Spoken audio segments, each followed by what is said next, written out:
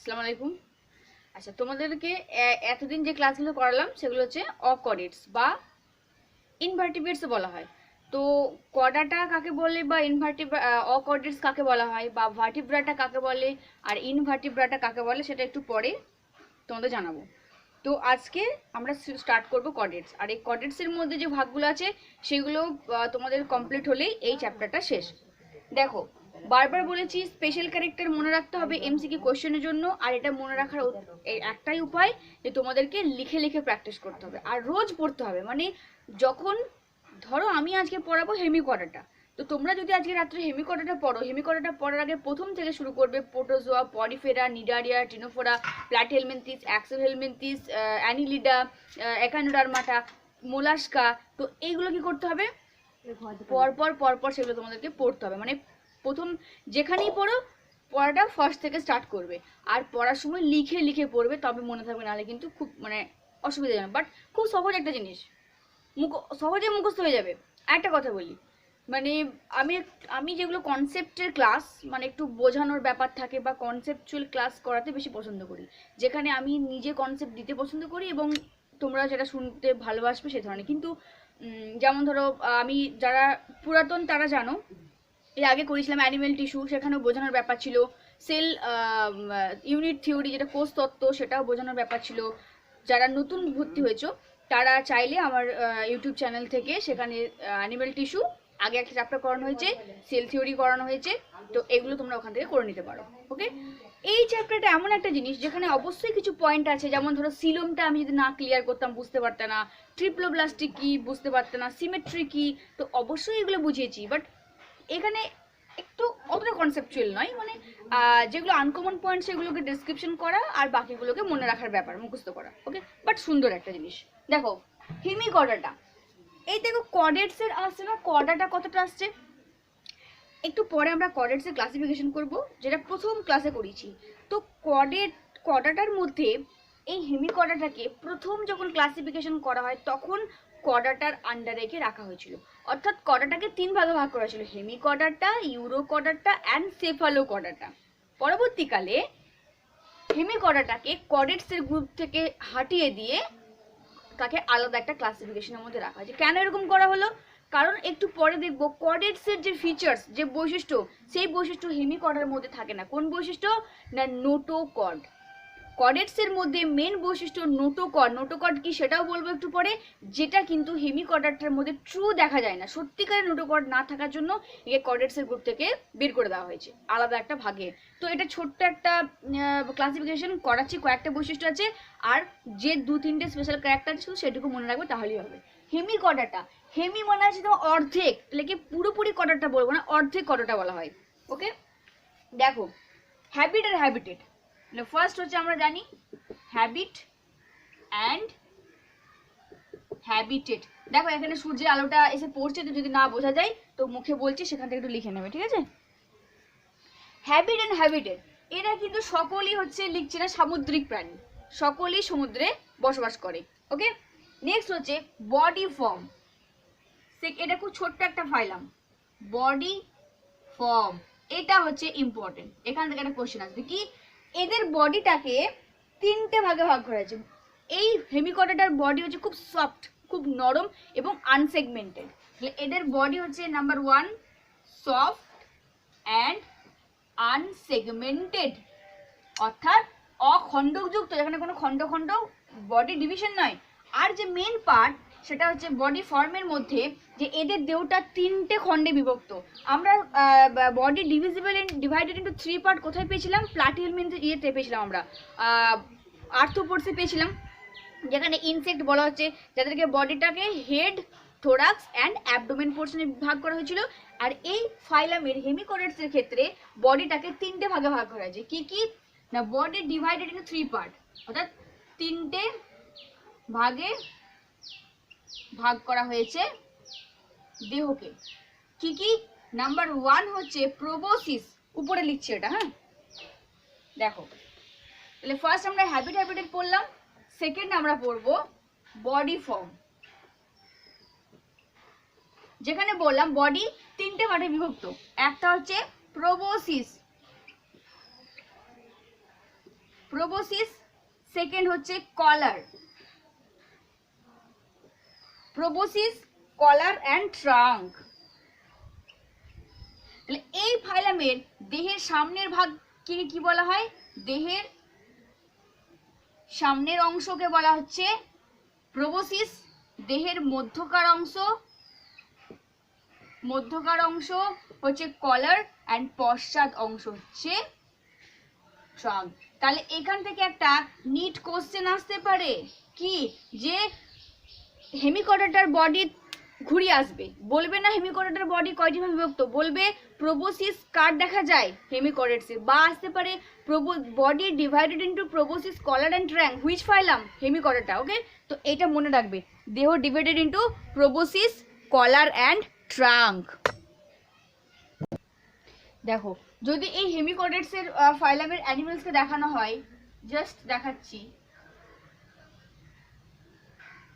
তাহলে এরকম একটা বডি স্ট্রাকচার, যেখানে দেখো এই যে অংশটা সামনের পোর্শন, ওকে, যেটাকে বলা হচ্ছে প্রোবোসিস। এই পোর্শনটাকে বলা হচ্ছে কলার, মধ্যেকার অংশ, আর এই পোর্শনটাকে বলা হচ্ছে ট্রাঙ্ক। তাহলে এটা ইম্পর্টেন্ট কোশ্চেন। তাহলে ফার্স্ট স্পেশাল ক্যারেক্টার কি পেলাম? Body divided into 3 distinct region. Proboscis, দেহের সামনের অংশ, anterior portion, middle portion, collar and trunk. তাহলে প্রোবোসিস, কলার অ্যান্ড ট্রাঙ্ক লক্ষ্য করা যায় ফাইলাম হেমিকর্ডেটসের মধ্যে। ওকে, নেক্সট হচ্ছে এদের বডি সিমেট্রি কেমন। নেক্সট পয়েন্ট, বডি সিমেট্রি আমরা আগে কি পড়েছি, যে সাধারণত বাইল্যাটারাল কাদের ক্ষেত্রে হয়ে থাকে, প্ল্যাটিহেলমিনথিসের ক্ষেত্রে আমরা বাইল্যাটারাল পড়েছি, অ্যাক্সিলো হেলমিনথিসের ক্ষেত্রে আমরা বাইল্যাটারাল পড়েছি, তাই না? তো এখানে থার্ড হচ্ছে বডি সিমেট্রি। ছোট্ট একটা ক্লাসিফিকেশন, এখানে বেশি বৈশিষ্ট্য নেই, ঠিক আছে, এখানে তেমন কিছু বৈশিষ্ট্য নেই। এটার বডি সিমেট্রি হচ্ছে বাইল্যাটারাল সিমেট্রিক্যাল বডি। ওকে, অর্থাৎ দ্বিপার্শ্বীয় প্রতিসম। আচ্ছা, এদের লেভেল অফ অর্গানাইজেশন কি? লেভেল অফ অর্গানাইজেশন অর্থাৎ এদের কোন লেভেলে উৎপত্তিটা হচ্ছে এদেরকে organ system level of organisation. দেখো প্রথমে যখন আমরা পড়েছিলাম প্রোটোজোয়া, সেটা ছিল একদম আদ্য প্রাণী, মানে এক কোষে জাস্ট সেল। পরিফেরা সেটাও তাই। তাহলে ওদের দেহ জাস্ট সেল দ্বারা গঠিত ছিল, তেমন কোনো ফাংশন গঠিত হয়নি। তাহলে ওদের লেভেল অফ অর্গানাইজেশন কি ছিল? অর্থাৎ only cellular level of organisation, মানে জাস্ট কোষীয় স্তর থেকে উৎপত্তি। তারপর আমরা প্রোটোজোয়ার, পরিফেরা, নিডারিয়া দেখলাম। নিডারিয়া ফার্স্ট ফাইলাম ছিল, যার ক্ষেত্রে প্রথম টিস্যুর আবির্ভাব হয়েছিল, তাও আবার কি টিস্যু? Nervous tissue. কারণ সেখানে ডিপ্লোব্লাস্টিক ছিল, মেসোডার্ম লেয়ার না থাকার জন্য সেখানে কানেকটিভ টিস্যু উৎপত্তি ঘটেনি। ওকে, তাহলে নার্ভাস টিস্যু উৎপত্তি হয়েছিল এক্টোডার্ম লেয়ার থেকে, নিডারিয়া ফার্স্ট ফাইলাম। তাহলে পরিফেরা হচ্ছে টিস্যু লেভেল অফ অর্গানাইজেশন। এইভাবে যখন একটা পড়বে বাকিগুলো কানেক্ট করবে। নিডারিয়া হচ্ছে first phylum, tissue level of organisation. তারপরে প্রোটোজোয়া, পরিফেরা, নিডারিয়া, টিনোফোরা, সেটা হচ্ছে তোমার tissue level of tissue level of organisation. তারপর ধীরে ধীরে আমরা প্ল্যাটিহেলমিনথিস দেখি, যেটা অর্গান লেভেল অফ অর্গানাইজেশন। আমরা আর্থ্রোপোডস দেখেছি organ system level of organisation. আমরা অ্যানিলিডে দেখেছি organ system level of organisation. এবং আজকেও আমরা পড়ছি organ system level of organisation. Level of organisation হচ্ছে অর্গান সিস্টেম লেভেল। তার মানেটা কি? তার মানেটা হচ্ছে যে এদের তন্ত্র, অঙ্গ নিয়ে, তন্ত্র দিয়ে গঠিত হচ্ছে তাদের দেহর গঠন বা স্তর। ওকে, আচ্ছা, আরেকটা হচ্ছে এদের কিন্তু দেহে কোনো অ্যাপেন্ডেজেস, মানে লোকোমোটরি অর্গান হিসেবে কোনো অ্যাপেন্ডেজ বা কোনো সন্ধিল পদ থাকে না। আমরা সন্ধিল পদ কার ক্ষেত্রে পেয়েছিলাম? না, আর্থ্রোপোডসের ক্ষেত্রে পেয়েছিলাম, যে খণ্ড খণ্ড পা বা সন্ধিল পদ। বাট এদের ক্ষেত্রে সন্ধিল পদ থাকে না, সন্ধিল উপাঙ্গ থাকে না। ওকে, নেক্সট হচ্ছে এদের জার্ম লেয়ার। এর আগেই পড়িয়েছি জার্ম লেয়ার হচ্ছে 3টে স্তর। একটা হচ্ছে কি ভিতরের এন্ডোডার্ম, মাঝের মেসোডার্ম, আর বাইরের দিকে এক্টোডার্ম। তাহলে এরাও কিন্তু ট্রিপ্লোব্লাস্টিক, এরা হচ্ছে ট্রিপ্লোব্লাস্টিক। দেখো আমরা যখন এগুলো পড়বো, পড়ার সময় পড়ার সময় ঝট করে মনে রাখতে হবে যে আচ্ছা আমি যে পরিফেরা পড়েছিলাম তাহলে সেটাও কি ডিপ্লোব্লাস্টিক, সঙ্গে সঙ্গে খুলে দেখবে যে না পরিফেরা তো ডিপ্লোব্লাস্টিক ছিল, মানে জাস্ট দুটো লেয়ার, একটা একটো একটা এন্ডো, তাহলে কোন ফাইলাম থেকে প্রথম ডিপ্লোব্লাস্টিক শুরু হয়েছে এটাকে মনে রাখার ইজি উপায়, ঠিক আছে। আর রোজ পড়বে এই ফাইলামগুলো, প্রতিদিন যদি একবার করে পড়ো আর একবার করে লেখো, আমার মানে রিকোয়েস্ট থাকলো, তাহলে তোমাদের জলের মতো এটা সহজ হয়ে যাবে। ওকে, তাহলে ট্রিপ্লোব্লাস্টিক মানে যার তিনটে লেয়ার থাকবে, একটা বাইরের দিকে এক্টোডার্ম, এটা প্রথম ক্লাসে বুঝিয়েছিলাম এক্টোডার্ম থেকে কোন কোন অঙ্গ তৈরি হয়, দুই হচ্ছে মাঝের মিজোডার্ম, মিজোডার্ম থেকে কি কি অঙ্গ তৈরি হয়, আর তিন হচ্ছে এন্ডোডার্ম। ওকে, আবার মানে এই যে ভ্রূণ স্তর, এই প্রত্যেকটা লেয়ার থেকে আবার দেহের অঙ্গ গঠিত হয়েছে, কোন কোন লেয়ার থেকে কোন কোন অঙ্গ তৈরি হয়েছে সেটা আগে বলা হয়েছিল। তাহলে এই ক্যারেক্টারগুলো রাখ করবে, তার মধ্যে আমরা একটা স্পেশাল ক্যারেক্টার পেয়েছি, সেটা হচ্ছে কি না body divided into proboscis, collar and trunk. Okay, body wall, দেহের যে প্রাচীর, সে প্রাচীর কেমন, সিঙ্গেল এপিডার্মিস লেয়ার দ্বারা গঠিত। লিখলাম না, তোমরা লিখে নেবে যে এদের বডি যে ওয়াল, দেহ প্রাচীর সিঙ্গেল লেয়ার অফ এপিডার্মিস দ্বারা গঠিত, ঠিক আছে। বডি ক্যাভিটি, এটা ইম্পর্টেন্ট, হ্যাঁ। 6 হচ্ছে এদের দেহ গহ্বর, ক্যাভিটি মানে কি গহ্বর, দেহ গহ্বর। এদের দেহের ক্ষেত্রে কি করা যায়, true Silam present, true Silam present. তাহলে এমন এলো, এমন জিজ্ঞাসা করলো যে সেখানে ধরো দিল পরিফেরা, নিডারিয়া না হেমিকর্ডেটস, তখন কি বলবে যে কাদের ক্ষেত্রে ট্রু সিলম বা প্রকৃত সিলম দেখা যায়, কাদের ক্ষেত্রে হেমিকর্ডেটস এর ক্ষেত্রে। আচ্ছা, সিলম কাকে বলেছিলাম, যে দেহের এক্টোডার্ম লেয়ার, এন্ডোডার্ম লেয়ার বা দেহের বহিঃপ্রাচীর, দেহপ্রাচীর আর পৌষ্টিক নালী এর মধ্যস্তরে। সিলম মানে বলেছিলাম এই যে বাইরের লেয়ার, যেখান থেকে দেহের ত্বক, দেহের ওয়াল তৈরি হয়, সে দেহ প্রাচীর, আর মাঝে হচ্ছে এন্ডোডার্ম থেকে তৈরি হয় পৌষ্টিক নালী, এটা হচ্ছে পৌষ্টিক নালী। এই যে দেহ প্রাচীর আর পৌষ্টিক নালীর মধ্যবর্তী যে লেয়ার, এই মেজোডার্ম, এখানে যখন একটা ক্যাভিটি, পেরিটোনিয়াম আবরণ দ্বারা আবৃত যে ক্যাভিটি গহ্বর লক্ষ্য করা যায় এবং যেটা একটা তরল দ্বারা পূর্ণ থাকে, তখন তাকে বলছি সিলম, এটা প্রকৃত সিলম। ওকে, কিছু কিছু প্রাণীদের ক্ষেত্রে এই সিলমটা অ্যাবসেন্স থাকে, কাদের ক্ষেত্রে, যারা ডিপ্লোব্লাস্টিক, যাদের দেহে দুটি স্তর, একটা একটো একটা এন্ডো, কারণ সিলম কোথায় অবস্থিত, মেজোডার্ম লেয়ারের মধ্যে। তাহলে আমরা পরিফেরার ক্ষেত্রে যদি বলি তাহলে সিলম ছিল না, ট্রু সিলম মানে সিলম অ্যাবসেন্স। আচ্ছা, প্রোটোজোয়া, পরিফেরা, নিডারিয়ার ক্ষেত্রে সেখানেও ডিপ্লোব্লাস্টিক, সিলম নেই। আমরা ফার্স্ট পেয়েছি প্লাটিহেলমিনথিস, সেখানে সিলম ছিল না। অ্যাক্সেল হেলমিনথিস যেটা, সেখানে কিন্তু আমরা পেয়েছিলাম কি বলতো, সিউডোসিলম, সেখানেও কিন্তু ট্রুসিলম পাইনি। তাহলে ফার্স্ট কোন ফাইলামে ট্রুসিলম দেখা গেছিল, আমরা পড়েছি অ্যানিলিডা। অ্যানিলিডা হচ্ছে ফার্স্ট ফাইলাম যার ক্ষেত্রে ট্রুসিলম প্রেজেন্ট। আর আমরা এখন কি করছি, তারপরে হেমিকর্ডেটস, যার মধ্যেও কিন্তু ট্রুসিলম প্রেজেন্ট, ঠিক আছে। আচ্ছা, এখানে যে তিনটে অংশ বলেছিলাম, প্রোবোসিস, দেখো এই ফিচার্সটা মনে রাখবে, এদের ক্ষেত্রে যে সিলম বললাম, তাহলে বডি তিনটে অংশ, proboscis and collar and trunk. তো সেই প্রোবোসিসটা আনপেয়ার্ড, আনপেয়ার্ড মানে হচ্ছে তোমার বিজোড় সংখ্যায়, আনপেয়ার্ড প্রোবোসিস বর্তমান, যাকে বলা হচ্ছে প্রোটোসিল। পেয়ার্ড কলার্ড মানে জোড়ায় জোড়ায় অবস্থান করে, যাকে বলা হচ্ছে মেসোসিল। কলার্ড কোনটা, কোন অংশটা বললাম।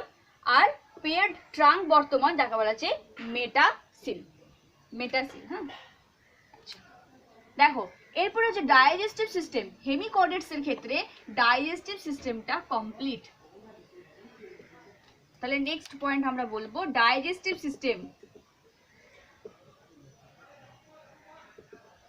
ডাইজেস্টিভ সিস্টেম হচ্ছে কি, কমপ্লিট, মানে সম্পূর্ণ এদের ডাইজেস্টিভ সিস্টেম লক্ষ্য করা যায়। ওকে, আচ্ছা, এখানে একটা অংশ থাকে স্টোমোকর্ড, এটা মনে রাখবে, স্টোমোকর্ড। এই ডাইজেস্টিভ সিস্টেমের মধ্যে একটা অংশ হচ্ছে স্টোমোকর্ড, এটা ভিভিআই। স্টোমোকর্ড কোথায় দেখা যায় কি বলবে না, ডাইজেস্টিভ ফাইলাম হেমিকর্ডেটস এর ক্ষেত্রে একটা বৈশিষ্ট্য, যাকে বলা যায় স্টোমোকর্ড। এই স্টোমোকর্ডটা আগে নাকি নোটোকর্ড ছিল, বাট এখন নয়। নোটোকর্ড কি একটু পরে বলবো, ওয়েট করো। তো স্টোমোকর্ড হচ্ছে নোটোকর্ড, স্টোমোকর্ডের আগে তাদের নোটোকর্ড ছিল ধারণা, বাট এখন সেটা নেই। তো স্টোমোকর্ড হচ্ছে স্পেশাল ক্যারেক্টার হেমিকর্ডেটসের ক্ষেত্রে, মনে রাখবে। গ্যাস এক্সচেঞ্জ, এইট হচ্ছে তাদের দেহের যে গ্যাস এক্সচেঞ্জ কিভাবে হয়, গ্যাস এক্সচেঞ্জ হয় তাদের দেহ তলের সাহায্যে, দেহ তলের সাহায্যে মানে বডি সারফেসের সাহায্যে, আর গিলসের দ্বারা। গিল, এদের গিল থাকে, সেই গিল স্লিট থাকে। গিল ডায়াগ্রামটা গ্রুপে দেখাবো। গিল হচ্ছে, গিল স্লিট মানে পরপর পরপর অবস্থিত প্লেটের ন্যায় যে গিল, সেটা তাকে গিল স্লিটস বলা হচ্ছে। তার সাহায্যে এরা গ্যাস এক্সচেঞ্জ করে। ওকে, এদের সার্কুলেটরি সিস্টেম, এদের সার্কুলেটরি সিস্টেম, তাই না? সার্কুলেটরি সিস্টেম হচ্ছে open type, open type circulatory system. এখানে ব্লাড কালারলেস, হচ্ছে কালারলেস ব্লাড, মানে এখানে কোনো পিগমেন্ট থাকে না। ওকে, আর এদের হচ্ছে তোমার ডরসাল হার্ট প্রেজেন্ট থাকে। ওকে, নেক্সট হচ্ছে এক্সক্রিটরি সিস্টেম। নেক্সট হচ্ছে এক্সক্রিটরি সিস্টেম। দেখো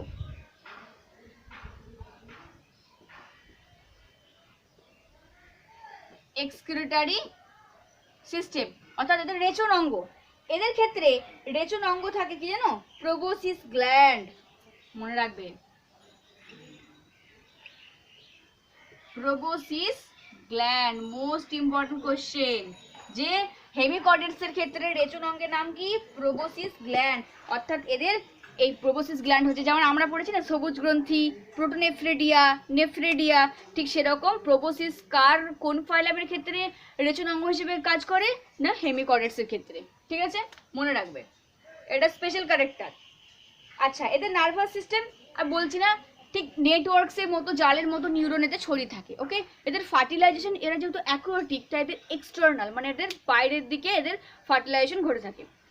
এদের হচ্ছে তোমার রিপ্রোডাকশন কি?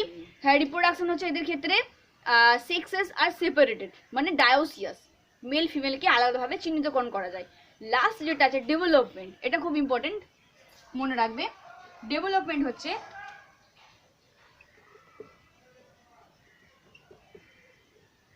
অর্থাৎ লার্ভাল স্টেজ, খুব ইম্পর্টেন্ট এই লার্ভাটা। এদের ক্ষেত্রে ট্রোকোফোর লার্ভা থাকে, সরি টর্নেরিয়া,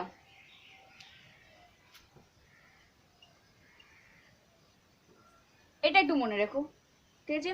টর্নেলিয়া লার্ভা, এটা স্পেশাল ক্যারেক্টার, খুব খুব ইম্পর্টেন্ট, এটা নোট ডাউন করবে। যে টর্নেরিয়া লার্ভা কোন ফাইলামের ক্ষেত্রে পাওয়া যায়? প্রোটোজোয়া, পরিফেরা, হেমিকর্ডেটস না প্লাটিহেলমিনথিস? অপশন থাকলে কি লিখবে? হেমিকর্ডেটস। ওকে, তো আমরা স্পেশাল ক্যারেক্টার কি বললাম? ফাইলামটা খুব ছোট্ট ফাইলাম, শুধু মনে রাখবে দেহ বডি ডিভাইডেড ইনটু প্রোবোসিস, দেহের উপরের অংশ, মিডল পোর্শন কলার, দেন ট্র্যাঙ্ক। নেক্সট হচ্ছে স্ট্রোমোকড, বর্তমান ডাইজেস্টিভ সিস্টেমের ওখানে। থার্ড হচ্ছে এক্সকিউটরি সিস্টেম হিসেবে, অর্গান হিসেবে কি হচ্ছে তোমার? প্রোবোসিস, অ্যান্ড লার্ভা হচ্ছে ট্রোকোফোর লার্ভা। আর দুটি এক্সাম্পল মনে রাখতে হবে এই ফাইলামের ক্ষেত্রে, আর কিছু মনে রাখার দরকার নেই তেমন কিছু। ওকে, স্পেশাল ক্যারেক্টার তাহলে মাত্র 3টে বললাম মনে রাখার জন্য। ওকে, আর এই যে এক্সাম্পল বলছি, উদাহরণটা কিন্তু শুধুমাত্র 2টো বলবো, বইয়ে অনেক থাকলেও 2টোই একমাত্র মনে রাখবে। ঠিক আছে, ব্যালানোগ্লোসাস,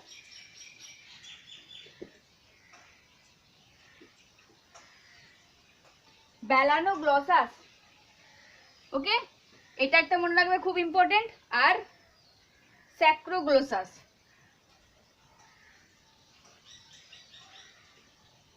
স্যাক্রোগ্লোসাস, ব্যালানোগ্লোসাস আর স্যাক্রোগ্লোসাস, এই দুটি পয়েন্ট এক্সাম্পল শুধু মনে রাখবে তাহলে হবে। কখনো কখনো দিয়ে থাকে যে ব্যালানোগ্লোসাস কোন ফাইলামের ক্ষেত্রে লক্ষ্য করা যায়? হেমিকর্ডেটস। ওকে, তাহলে এরপর আমরা অ্যাকচুয়াল যে কর্ডেটস, কেন আমরা কর্ডেটস বলবো, কেন আমরা ইনকর্ডেট মানে অকর্ডেটস অকর্ডাটা বলবো, কেন আমরা ভার্টিব্রাটা ইনভার্টিব্রেটস বলবো, সেটা আমরা এরপরে স্টার্ট করব।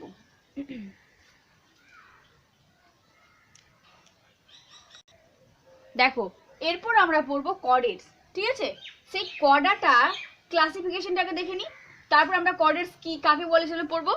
তো প্রথম দিন যখন ক্লাস করেছিলাম, তোমরা খাতাটা যদি নোট ডাউন করে থাকো, খুলে দেখবে সেখানে পুরো ক্লাসিফিকেশন দেখানো হয়েছিল, সেখানে কর্ডেটসকে রাখা হয়েছিল। দেখো, কর্ডাটাকে দুটি ভাগে ভাগ করা হয়েছে, একটা ক্রেনিয়া, একটা অ্যাক্রেনিয়া, একটা ক্রেনিয়াটা।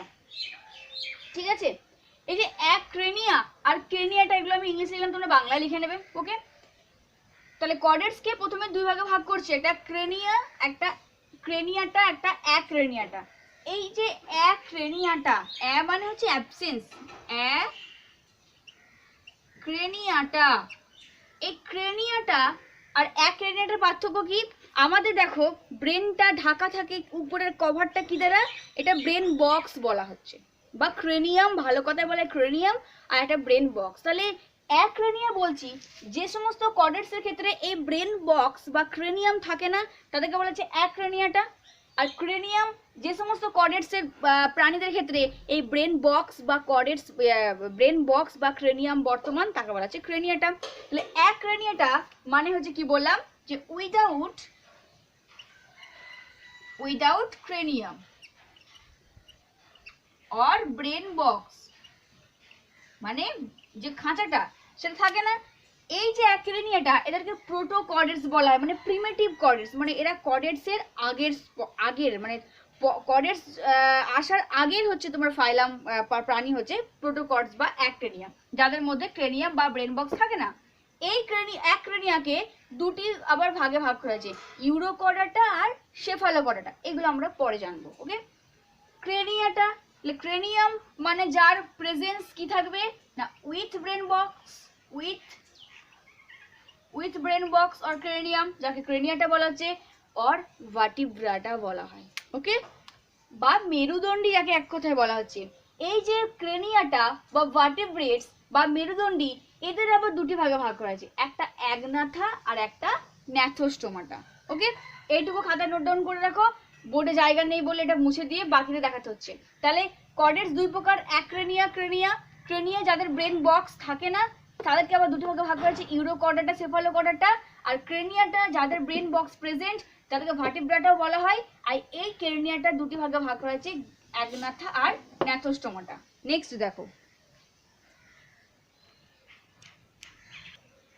দেখো এই ছকটা মাথায় রাখবে, কারণ আমরা এর পরের দিন, মানে আমরা আজ থেকে স্টার্ট করলাম কর্ডাটা, এরপর আমরা একটা একটা করে পড়াবো, মানে ইউরোকর্ডাটা, হেমিকর্ডাটা, তারপর আমরা পড়বো কন্ড্রিকথিস, অস্ট্রিকথিস, তারপর আমরা পড়বো অ্যামফিবিয়ান মানে উভচর, রেপটিলিয়া, সরীসৃপ, বার্ডস অ্যান্ড ম্যামেলিয়া, দেন আমাদের ক্লাসিফিকেশন শেষ। তাহলে এই যে একটু আগে বললাম, বোর্ডটা ছোট বলে আমাকে ওটা মুছে করতে হলো। হ্যাঁ, একটু আগে বললাম কি, ক্রেনিয়াটাকে বললাম ভার্টিব্রাটা বলা হয়। সেই ভার্টিব্রাটা আবার দুই ভাগে ভাগ করা আছে, কি, একটা অ্যাগনাথা আর একটা ন্যাথোস্টোমাটা। কিসের উপর ভিত্তি করে?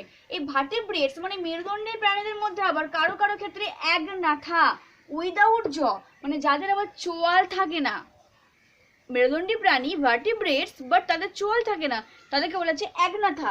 আর উইথ জজ, যাদের চোয়াল বর্তমান, তাদেরকে বলা হচ্ছে গ্যানাথোস্টোমাটা বা ন্যাথোস্টোমাটা। ওকে, এই যে অ্যাগনাথা উইদাউট জ, একে ভাগ করা হয়েছে সাইক্লোস্টোমাটাতে। আর গ্যানাথোস্টোমাটা, যাকে সুপার ক্লাসে অধিশ্রেণীতে ভাগ করা হয়েছে কি, পিসেস অ্যান্ড টেট্রাপোড, অর্থাৎ ফিন্স, রশ্মি, পাখনার উপর ভিত্তি করে দুটি ভাগে ভাগ করা হয়েছে মৎস্য শ্রেণীকে, কি, কন্ড্রিকথিস আর অস্ট্রিকথিস। আমরা পড়বো যে কোন কোন প্রাণীকে, কোন কোন মাছদেরকে কন্ড্রিকথিসের মধ্যে রাখা হয়, কোন কোন ফিশকে অস্ট্রিকথিসের মধ্যে রাখা হয়, তাদের আঁশ এবং ফিন্সের উপর ভিত্তি করে। আর টেট্রাপোড মানে তাদের লিম্স, অর্থাৎ তারা কিভাবে হাঁটা চলা করে, কিভাবে তারা এগিয়ে যায়, মুভ করে, চার পায়ে মুখ ভর দিয়ে হাঁটে, তাদের লিপ্ত পথ আছে ইত্যাদির উপর ভিত্তি করে চার ভাগে ভাগ করেছে। উভচর এসছে প্রথম, তারপর সেখান থেকে রেপটাইলস এসছে, তারপর সেখান থেকে বার্ডস এসছে, তারপর এসছে আমাদের স্তন্যপায়ী বা আমরা ম্যামালস। ওকে, তো এই ক্লাসিফিকেশনটা মনে রেখো। দেখো এরপর আমরা পড়বো কর্ডাটা বা কর্ডেটস। এর কিছু মানে এই কর্ডেটস যেটা বলছি, যার তিনটে মেন বৈশিষ্ট্য আছে, যার দ্বারা আমরা মেরুদণ্ডী হিসেবে চিহ্নিত করতে পারি। কর্ডাটা মানে মেরুদণ্ডী, আর অকর্ডাটা মানে অমেরুদণ্ডী, বা একে কর্ডাটা অকর্ডেটস বলা হয়, বা ভার্টিব্রাটা আর ইনভার্টিব্রেটস মানে মেরুদণ্ডী অমেরুদণ্ডী। তো কর্ডেটস এবং অকর্ডেটসের মধ্যে পার্থক্য আসতে পারে। তাহলে কর্ডেটস মানে মেরুদণ্ডী আর অকর্ডেটস মানে অমেরুদণ্ডী। এই কর্ডাটা মেরুদণ্ডী, এদের স্পেশাল তিনটে ফিচার্স আছে, বৈশিষ্ট্য, যার দ্বারা এরকে আমরা বলতে পারি যে এরা হচ্ছে কর্ডেটস। কি কি বৈশিষ্ট্য? বিশেষ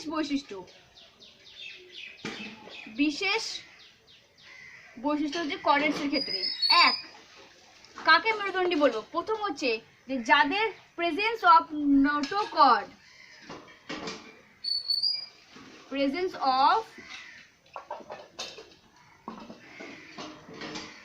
খুব ইম্পর্টেন্ট একটা জিনিস, প্রেজেন্স অফ নোটোকর্ড সেকেন্ড হচ্ছে presence of dorsal hollow nerve cord. ওকে, বাংলায় সব বলবো। আর থার্ড হচ্ছে প্রেজেন্স অফ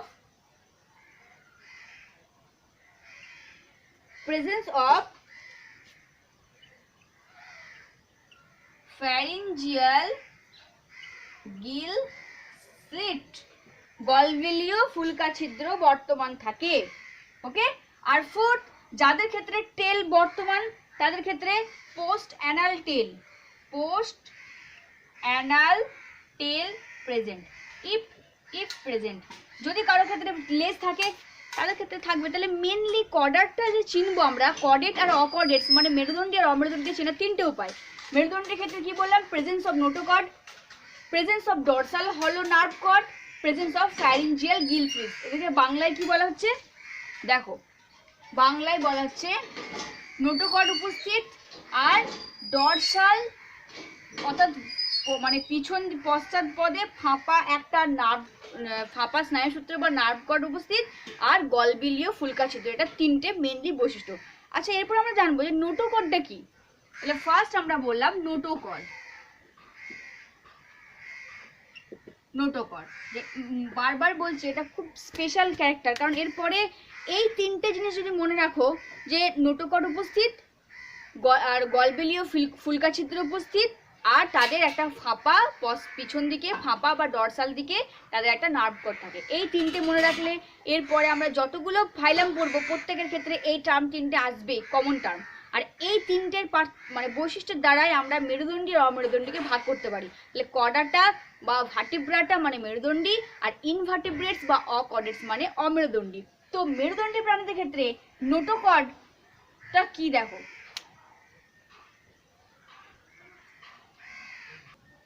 আচ্ছা এই ডায়াগ্রামটা সকলে নোট ডাউন করবে, সকলে আঁকবে এটা, ঠিক আছে? তাহলে দেখো তিনটে ফিচার্স কি কি। এই হচ্ছে কর্ডেটসের বডিকে দেখানো হয়েছে, যাদের কি থাকে এই দেখো ভিতরে লম্বা একটা কি হচ্ছে নার্ভ কর্ড ফাঁপা, ডরসাল হলো ফাঁপা নার্ভ কর্ড অবস্থিত। আর এই নার্ভ কর্ড আর এই দেখো ডাইজেস্টিভ গ্ল্যান্ড, এই ডাইজেস্টিভ সিস্টেম আর নার্ভ কর্ডের মধ্যবর্তী অঞ্চলে অবস্থিত লম্বা রড আকৃতির নোটোকর্ড বর্তমান। আর এই অংশটা নিচের দিকে কি থাকছে না পরপর গিল বা ফুলকা ছিদ্র, গলবিলীয় ফুলকা ছিদ্র আর পোস্ট অ্যানাল টেল যদি কারো কারো ক্ষেত্রে থাকে তাদের ক্ষেত্রে অবস্থিত। তাহলে এই তিনটে বৈশিষ্ট্য হচ্ছে মেনলি যেটা কর্ডেটসকে চিহ্নিত করে। এবারে দেখো নার্ভ কর্ডের উৎপত্তি কোথা থেকে আমরা জানি, এক্টোডার্ম লেয়ার থেকে, আর নোটোকর্ডের উৎপত্তি মেসোডার্ম লেয়ার থেকে। এরপর এখান থেকে কি কি হয় দেখো, মানে অ্যাকচুয়াল নার্ভ কর্ডটা কি, ডায়াগ্রাম বোঝা গেছে? তাহলে ফার্স্ট দেখো নোটোকর্ড, এই নোটোকর্ডের কথা আমরা যেটা এতক্ষণ ধরে বলছি যেটা কর্ডেটসকে চিহ্নিত করে, এটার মেনলি বৈশিষ্ট্য কি জানো? দেখো এর প্রধান বৈশিষ্ট্য হচ্ছে যে এই নোটোকর্ড ভ্রূণ অবস্থায় কিংবা সারা জীবন ধরে নোটোকর্ডটা পাওয়া যায় এবং মেরুদণ্ডী প্রাণীদের ক্ষেত্রে পূর্ণাঙ্গ অবস্থায় এটা মেরুদণ্ডে প্রতিস্থাপিত হয়। দেখো তাহলে চিন্তা করো, বোঝা গেছে? তাহলে এই যে নোটোকর্ডের কথা বললাম, যে এই যে লম্বা দণ্ডাকৃতি যে এই যে নোটোকর্ড, এই নোটোকর্ডটা মানে আরেকটা কথা বলি, মেরুদণ্ডী প্রাণীদের ক্ষেত্রে জীবনের সারা জীবনের কোনো না কোনো দশায়, সেটা তাদের ভ্রূণ অবস্থায় হতে পারে বা পূর্ণাঙ্গ অবস্থায়, মানে সারা জীবনে কোনো না কোনো দশায় এই তিনটে বৈশিষ্ট্য থাকবেই থাকবে, notochord, hollow dorsal nerve cord and pharyngeal gill slits. জীবনের যে কোনো দশায়, কারো কারো ক্ষেত্রে দেখা যায় ভ্রূণ অবস্থায় থাকে সারা এবং পরবর্তীকালে সারা জীবন সেটা বহন করে নিয়ে যায়, আবার কারো কারো ক্ষেত্রে ভ্রূণ অবস্থায় এবং সারা জীবন দুটোই থাকে। তো নোটোকর্ড হচ্ছে মানে সারা জীবন এটা বর্তমান, অর্থাৎ এই কর্ডেট প্রাণীদের ক্ষেত্রে সারা জীবনে যে কোনো দশায় ভ্রূণ অবস্থা থেকে শুরু করে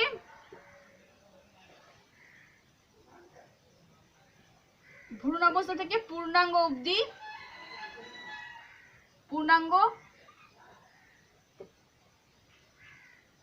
অবস্থায়